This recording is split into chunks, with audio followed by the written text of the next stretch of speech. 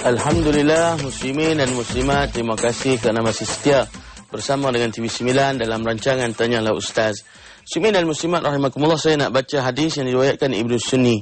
Hadis ini walaupun dari segi kategorinya hadis yang dhaif, tetapi kita boleh beramal dari segi kelebihan beramal. Dibenarkan untuk kita beramal dengan hadis dhaif pada kelebihan beramal. Apa dia? Hadis yang telah saya sebutkan tadi, yang telah saya cerita tapi tidak saya bacakan matanya. Matanya berbunyi, ma min abdaini mutahabbaini fillahi yastaqbilu ahadahuma sahibahu fayusafihuhu fayusalliyani ala nabiy sallallahu alaihi wasallam illa lam yatafarraqa hatta tughfara dzunubahuma ma taqaddama minha wa ma ta'akhkhar. Mana-mana dua orang hamba Allah yang berkasih sayang bertemu seseorang daripadanya yang bertemu dengan saudaranya yang satu lagi itu, lalu dia pun bersalaman dan berselawat ke atas Nabi, salam sambil berselawat ke atas Nabi, apa yang dia akan dapat? Melainkan Allah Ta'ala akan mengampunkan dosa-dosa mereka yang telah lalu dan yang akan datang, selagi mana mereka tidak berpisah.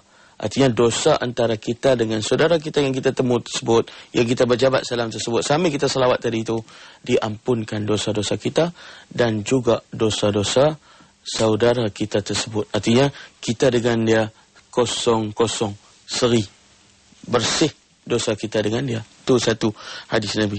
Berkaitan dengan yang satu lagi, doa kita digalakkan juga, ada juga diriwayatkan oleh Ibnu Sunni juga, digalakkan kita untuk sama berdoa. Sambil kita bersalam tu dianjurkan juga kita berdoa, Allahumma atina fid dunya hasanah wa fil akhirati hasanah wa qina azabannar.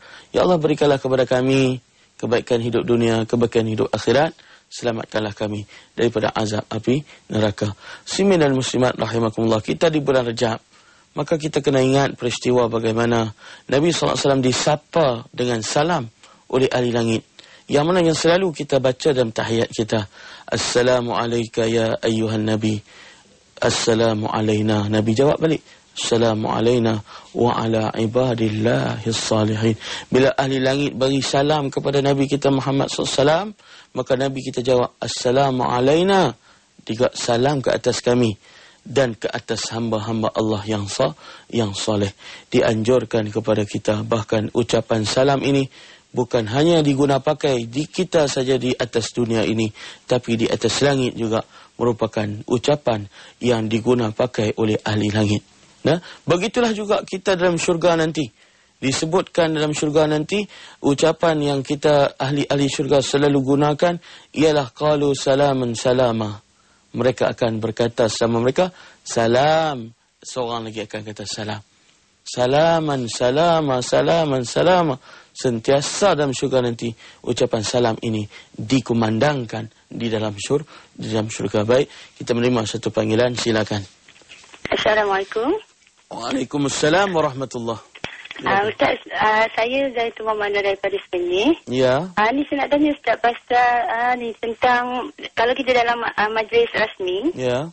Kan kita akan memberi ada protokol kan, kita akan sama ada kita bagi salam dahulu, ya, ataupun kita sebut kata-kata luar yang dihormati pengurus majlis ke, ataupun lepas tu baru kita bagi salam. Baik, terima kasih. Lepas tu yang kedua Ustaz, ya, saya seorang guru. Ya. Lepas tu anak murid ni selalu suka salam tangan guru kan. Dia murid tu macam mana?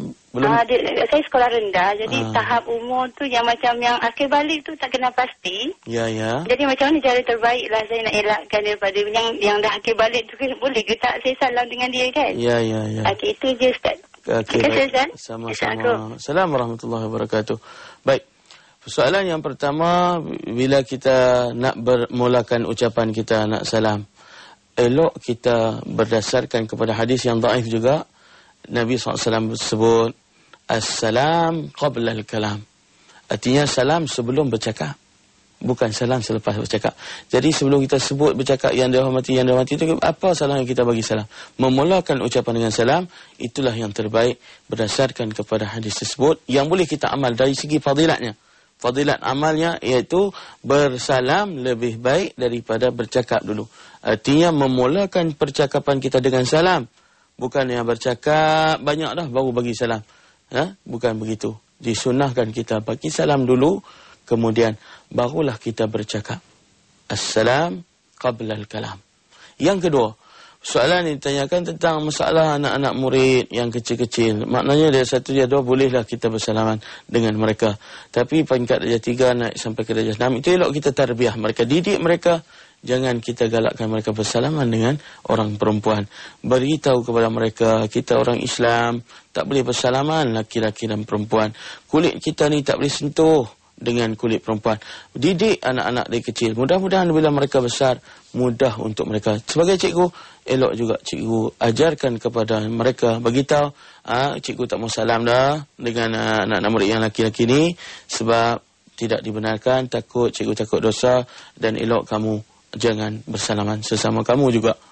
Itu elok kita ajarkan macam tu. Kerana waktu sekolah Allah lah, waktu kita menanam pendidikan kepada mereka. Baik, kita menerima satu panggilan. Silakan. Assalamualaikum Ustaz. Waalaikumsalam warahmatullahi. Saya Norizan dari Pulau Pinang. Ya. Nak tanya satu soalan. Silakan. Sebelum semasa sembahyang rakaat yang kedua tu, ya.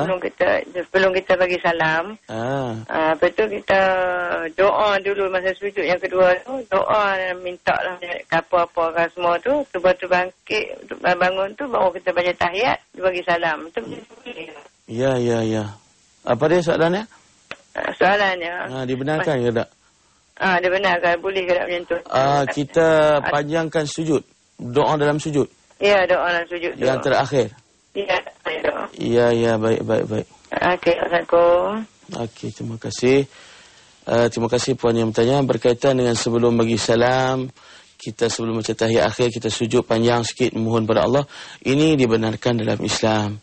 Kerana Nabi SAW bersabda, serapat-rapat hamba, aqrabul abdi baina rabbih fi sujud. Artinya serapat-rapat, sedekat-dekat hamba Allah dengan Allah ialah pada ketika sujud. Masa itulah kita nak mengadu hal kita, nak mengacung ke Allah Ta'ala, nak mengadu ke Allah Ta'ala, nak manja dengan Allah Ta'ala, nak minta itu, nak minta ini. Pada waktu tersebutlah, bila waktu sujudlah saat yang paling kita hampir dengan Allah Subhanahu wa Ta'ala. Maka elok kita panjangkan sujud kita, terutamanya kalau kita sembahyang sendirian. Tapi kalau sembahyang berjamaah tak bolehlah panjang sangat, jangan jaga jemaah belakang. Macam saya sebagai seorang tu imam, tak bolehlah nak sujud panjang-panjang. Tapi kalau kita sembahyang seorang, boleh kita panjangkan sujud kita. Tak kira sama ada sujud sebelum akhir ke, sujud yang rakaat yang pertama ke, sujud rakaat yang kedua, semua ke sujud dalam sembahyang kita nak panjangkan, silakan, tidak ada masalah. Dibenarkan di dalam Islam. Bahkan Nabi anjurkan, Nabi sebut sedekat-dekat hamba dengan Allah ialah ketika dalam keadaan sujud. Baik, kita menerima lagi satu panggilan. Silakan. Assalamualaikum Ustaz. Waalaikumsalam warahmatullahi wabarakatuh. Ya. Macam kita ni dah biasa jumpa adik-beradik ipar ni kat kampung Ya. Habis kalau dia orang dah ulur tangan, macam mana kita nak cakap tak boleh, nak beritahu tak boleh nak salam. Ya. Lagi soalan? Itu je Ustaz. Itu je. Baik, terima kasih. Terima kasih. Ya, sama-sama. Waalaikumsalam warahmatullahi wabarakatuh. Ini persoalan ini selalu ditanya kepada kita berkaitan dengan salaman dengan ipar dua.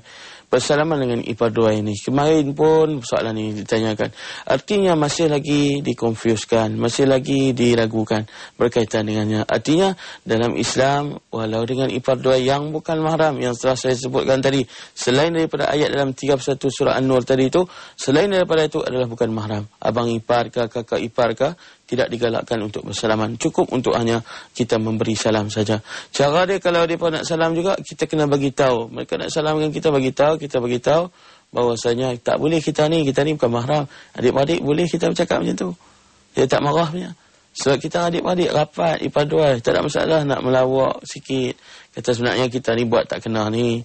Kita ni sebenarnya tak ikut Islam ni. Kita tak implement Islam ni. Apa ini bagi tahu. Sebab kita adik-adik. Ya. InsyaAllah dia boleh terima. Ya, kakak tak mau salam, Kak Long tak mau salam dengan kamu. Kak Long dah tahu dah. Kata tak boleh. Jadi Kak Long nak ikut Islam. Tu cara dia. Tak ada masalah. Terutama kalau orang yang tengok rancangan Tanyalah Ustaz ini, insyaAllah satu Malaysia boleh faham tentang bab salaman ini, insyaAllah. Baik, kita menerima satu lagi panggilan. Silakan. Ya, Assalamualaikum Ustaz. Waalaikumsalam warahmatullahi wabarakatuh. Ya, saya ada satu soalan nak tanya Ustaz. Ya, sila. Masalahnya kita pergi ke majlis kan. Majlis ya. Contohnya majlis nuri ke dan sebagainya lah yang ramai orang kan. Ya. Jadi kita mungkinlah kita mampu salam lah kita 10 orang kan. Ya. Jadi yang baki itu kita macam pakai lambai, angkat tangan macam tu kan. Boleh tak Ustaz itu? Ya. Kalau kita nak salam semua sekali, mungkin mengganggu pula majlis tu nanti kan. Ya. Itu je salah saya Ustaz. Baik. Ya, Assalamualaikum. Waalaikumsalam warahmatullahi wabarakatuh. Berkaitan dengan persoalan tersebut, sebenarnya kita boleh berbuat demikian, tapi dengan disertai dengan salam, ucapan salam. Artinya sambil kita angkat tangan tu, kita kata Assalamualaikum semua. Yang tak sempat kita salam tu, kita buat macam tu. Kadang-kadang kita pergi majlis, kenduri kahwin ke apakah, kita salam dekat yang kita tu. Lepas tu yang lain-lain tu, kita angkat tangan, kita pergi salam. Tapi kalau mereka dalam keadaan sedang makan, tak payahlah pergi salam. Kerana salam waktu orang sedang makan itu makruh. Artinya bila makruh kita buat tidak dapat apa-apa. Yang nak jawab tu pun tak wajib. Yang kena bagi salam tu, yang nak jawab tu tak perlu jawab. Sebab dia dalam keadaan sedang makan. Cuma kita bersalaman saja dengan orang-orang yang masih tunggu turn giliran buffet tu. Maka bolehlah kita bersalaman dengan mereka. Itu dianjurkan, dibenarkan. Tentang angkat tangan, macam kita beritahu kemarin, bahwasanya angkat tangan saja tidak dibenarkan, tapi kalau angkat tangan sekali dengan salam sambil menunjukkan isyarat dengan mulut kita bagi salam sama, walaupun dia tak dengar jauh pun disuruh kita untuk memberi salam, walaupun dia jauh, dia tak dengar, hanya nampak isyarat tangan kita saja, tapi dianjurkan untuk kita memberi salam dengan demikian. Artinya isyarat digabungkan sekali dengan ucapan. Bukan isyarat saja tanpa ucapan. Isyarat tanpa ucapan makruh hukumnya. Tapi kalau isyarat dengan ucapan barulah dibenarkan oleh agama kita Islam. Baik, ada lagi panggilan. Silakan. Assalamualaikum Ustaz. Waalaikumsalam warahmatullahi. Ini saya nak tanya berkenaan dengan salam tadi lah Ustaz. Ya, siapa saya? Saya Muhammad Rusli daripada Ulu Kelang. Ya, Muhammad Rusli. Ya, saya ni macam ni masalahnya. Okey, bagi seorang perempuan, kalau dia nak bersalam juga dengan seorang lelaki, tapi dengan memakai sarung tangan, maksud saya sarung tangan kain ke apa ke, seperti perempuan yang menjaga tol pakai sarung tangan. Sama ada boleh ke tidak Ustaz? Ya.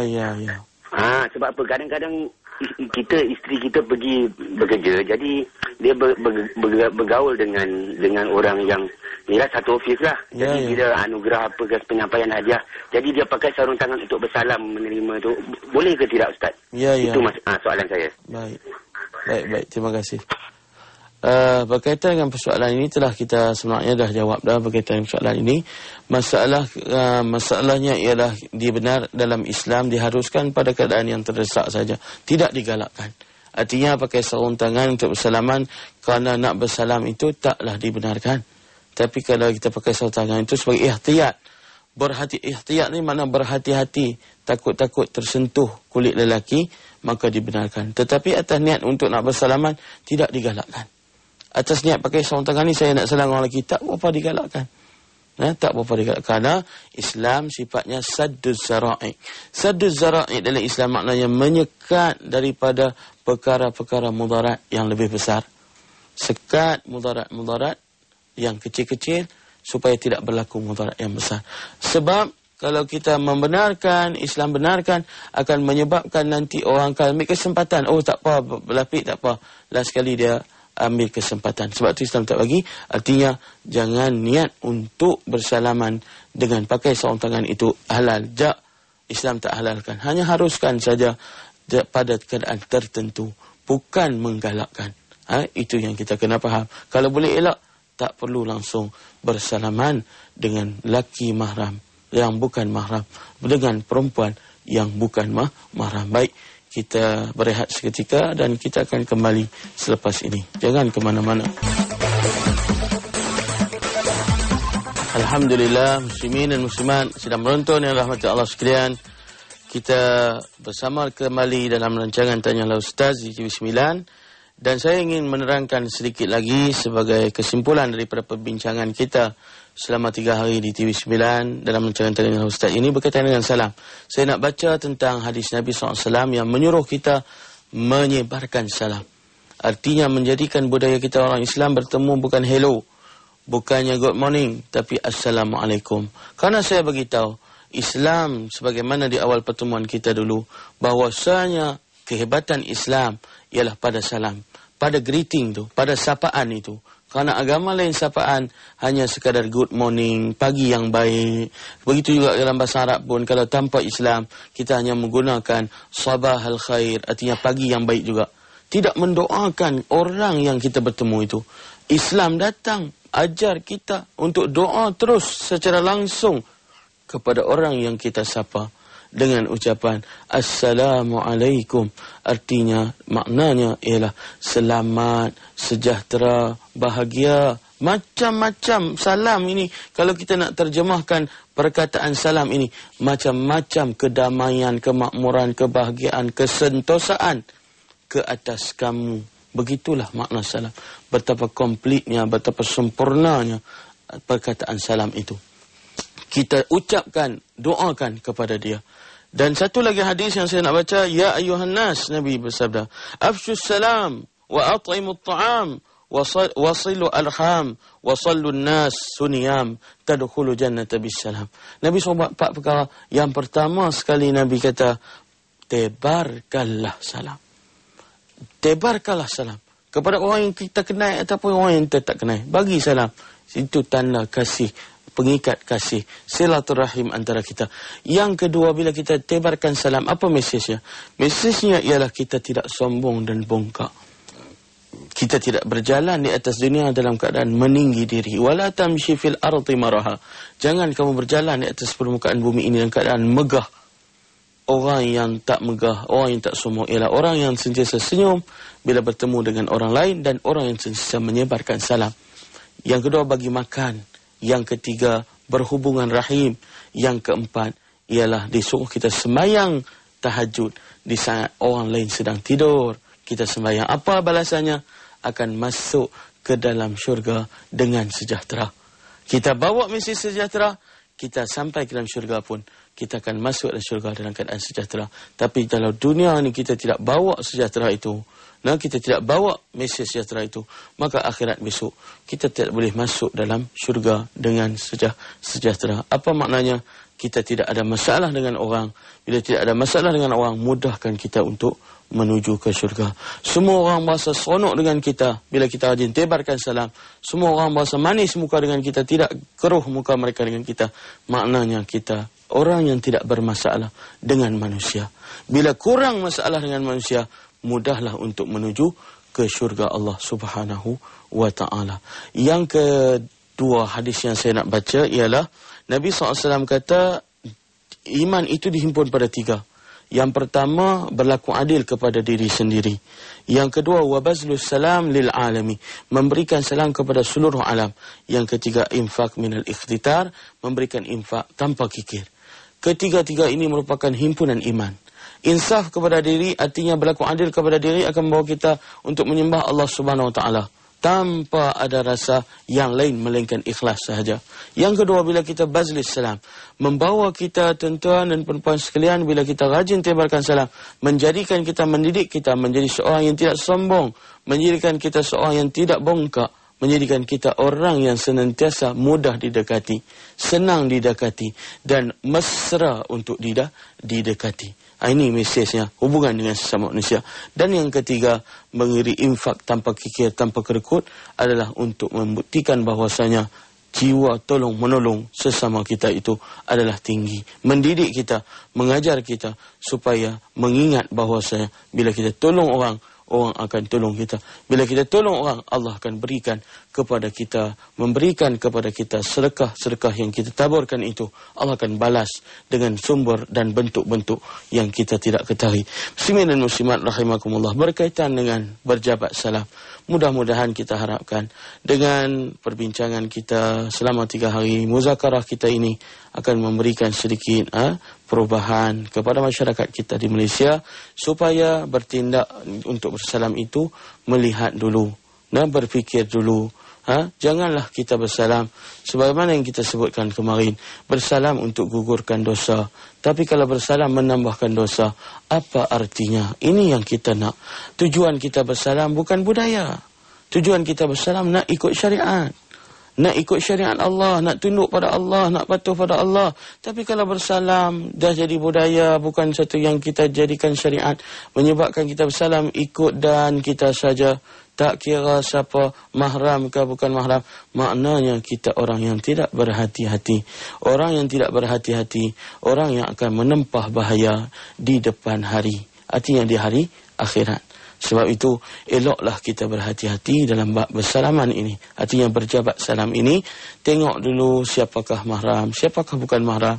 Jangan main salam saja. Kerana kita nak menjadi hamba Allah Subhanahu wa ta'ala yang tunduk dan patuh. Ingat, mesej kita bersalam ialah membersihkan dosa. Kalaulah kita bersalam menambahkan dosa, apa maknanya? Kerana nilaian kejayaan seseorang itu di sisi Allah ialah mereka yang ada banyak pahala dengan yang banyak dosa. Siapa yang bawa banyak pahala diselamatkan daripada api neraka.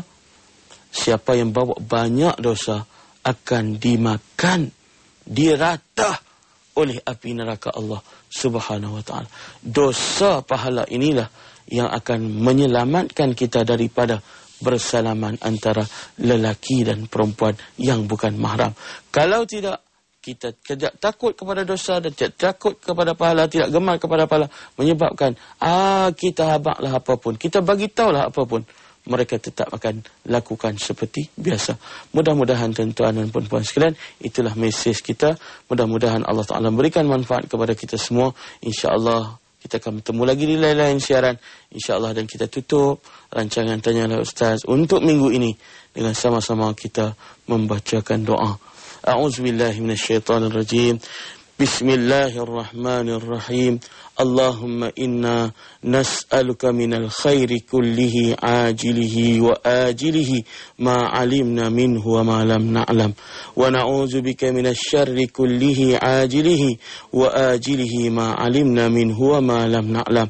Ya Allah, ya Tuhan kami mohon padamu kebaikan seluruhnya, sama ada yang segera ataupun yang tertangguh, sama ada yang kami tahu atau yang kami tak tahu. Ya Allah, ya Tuhan kami mohon padamu, ya Allah, lindungkanlah kami daripada kejahatan seluruhnya, sama ada yang kami tahu atau yang kami tak tahu, sama ada yang segera ataupun yang tertangguh. Kami mohon berlindung padamu, ya Allah.